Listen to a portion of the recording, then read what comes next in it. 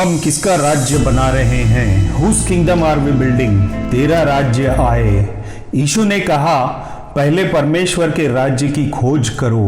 हम देखते हैं कि अधिकांश चर्चों में लोग अपने पासबान, अपने चर्च के संस्थापकों और सेवकों का अनुसरण कर रहे हैं। हम शायद ही किसी मसीह को वास्तव में यीशु मसीह का अनुसरण करते हुए देखते हैं, लेकिन कुछ मसीही ऐसे भी हैं जो वास्तव में यीशु मसीह का अनुसरण कर रहे हैं और यीशु मसीह ने जो कुछ सिखाया है उसका पालन करते हैं, क्योंकि यीशु ने कहा, यदि तुम मेरे वचन में बने रहोगे तो तुम सचमुच मेरे चेले ठहरोगे।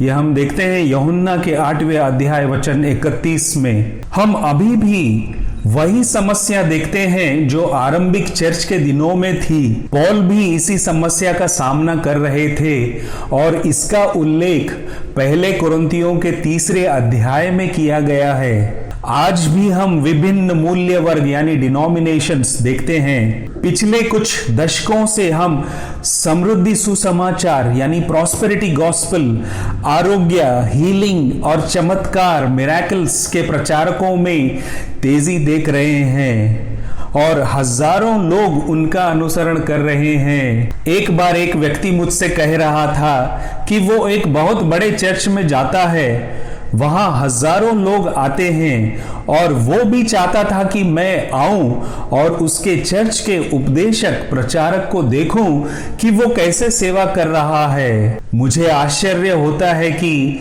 कैसे इतने सारे प्रचारक कुछ ही वर्षों में प्रसिद्ध हो जाते हैं और उनके इतने सारे अनुयायी कैसे बनते हैं। क्या ऐसा इसलिए है क्योंकि वे अन्य सुसमाचार का प्रचार करते हैं, या लोगों के कान खुजलाते हैं, या वे सिर्फ अपनी बीमारी से ठीक होना चाहते हैं, अपनी गरीबी से अमीर बनना चाहते हैं, एक अच्छी नौकरी पाना चाहते हैं और जीवन में समृद्धि चाहते हैं? आज के मसीही चर्चों में यही हो रहा है। वे किसी भी व्यक्ति को परमेश्वर का सेवक बना देते हैं और उनके साथ प्रतिष्ठित लोगों की तरह व्यवहार करते हैं और उनकी बड़ाई करते हैं और कहते हैं कि वो परमेश्वर का बहुत महान सेवक है और हमें उसका अनुसरण करने की आवश्यकता है। केवल सच्चा मसीह ही आएगा और तुमसे कहेगा कि किसी मनुष्य का अनुसरण मत करो,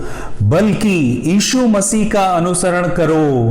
हम देखते हैं पहले कुरिन्थियों के 3 अध्याय वचन 21 से लेकर 23 में, इसलिए मनुष्यों पर कोई घमंड ना करे, क्योंकि सब कुछ तुम्हारा है। क्या पौलुस, क्या अपोलोस, क्या कैफा, क्या जगत, क्या जीवन, क्या मरण, क्या वर्तमान, क्या भविष्य, सब कुछ तुम्हारा है और तुम मसीह के हो और मसीह परमेश्वर का है। बाइबल हमें स्पष्ट रूप से बताती है कि हमें किसी भी व्यक्ति का अनुसरण नहीं करना चाहिए, चाहे वो परमेश्वर का कोई महान सेवक हो या चर्च का पादरी। यीशु ने अपने शिष्यों से कहा कि वे उसका अनुसरण करें। यीशु ने कहा, मेरे पीछे आओ। हालांकि ऐसे कई लोग हैं जो अपने पादरियों, प्रचारकों या चर्च के संस्थापकों के बारे में बड़ा गर्व महसूस करते हैं और उनकी प्रशंसा करते हैं। मैं नहीं जानता कि उन्होंने किस प्रकार का उपदेश दिया या उन्होंने अपने अनुयायियों को किस प्रकार का सुसमाचार सिखाया। बिली ग्राहम द्वारा लिखित पुस्तकों में से एक में कहा गया है, महान व्यक्तिगत करिश्मा और व्यक्तित्व वाले लोग हैं जो लोगों को मसीह के बजाय उनका अनुसरण करने के लिए प्रेरित कर सकते हैं। कुछ लोग जिन्होंने यीशु मसीह के सेवक के रूप में शुरुआत की थी, वे अपने अहंकार से भटक गए हैं। यीशु ने हमें कभी भी अपने लिए शिष्य बनाने के लिए नहीं कहा, ना ही अपने चर्च या संप्रदाय के लिए, चाहे ये कितने भी अच्छे क्यों ना हो।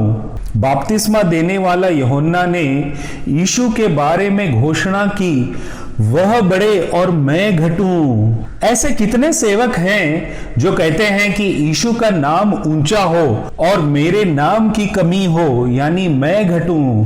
यीशु हमें मत्ती के 10वें अध्याय वचन 38 में बताते हैं, और जो अपना क्रूस लेकर मेरे पीछे नहीं चलता वो मेरे योग्य नहीं है।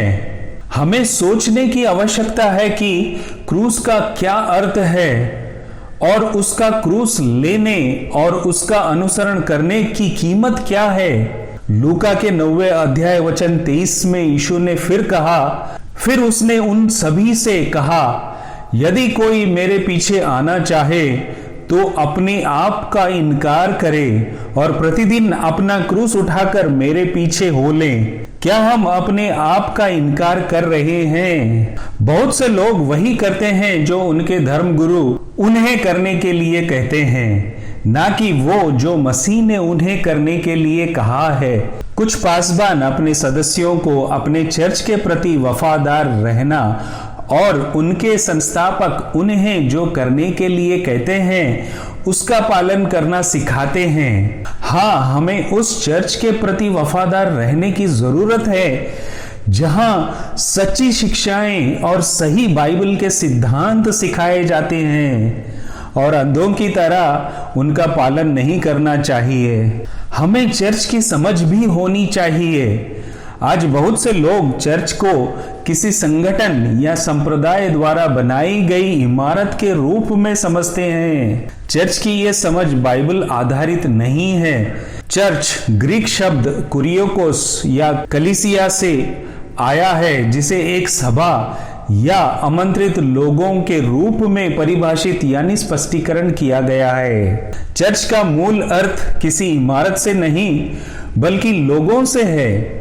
हम देखते हैं रोमियो के 16वें अध्याय वचन 5 इस प्रकार से कहता है, अपने घर में रहने वाली कलीसिया को नमस्कार। यानी यहाँ पौलुस उनके घर में चर्च यानी कलीसिया को संदर्भित करते हैं। चर्च की इमारत नहीं बल्कि विश्वासियों का एक समूह। कलीसिया मसीह का शरीर है। कलीसिया चर्च में की भूमिकाएं। चर्च में कई प्रकार की भूमिकाएं होती हैं। बाइबल में बताई हुई इस प्रकार से हैं। पहला बुजुर्ग एल्डर्स, दूसरा अध्यक्ष बिशप और सेवक डीकन्स, प्रेस्बिटर, सुसमाचार सुनाने वाले इवेंजलिस्ट्स, रखवाले पास्टर्स, शिक्षक टीचर्स, प्रचारक प्रीचर्स। जैसे जैसे कलीसिया बढ़ने लगी तो मसीहों ने चर्च की इमारत बनवाना शुरू किया, जहां पर बड़ी संख्या में कलीसिया इकट्ठा होकर परमेश्वर की स्तुति और आराधना कर सकें। एक चर्च में कोई भी उपदेशक, शिक्षक, प्रचारक बन सकता है।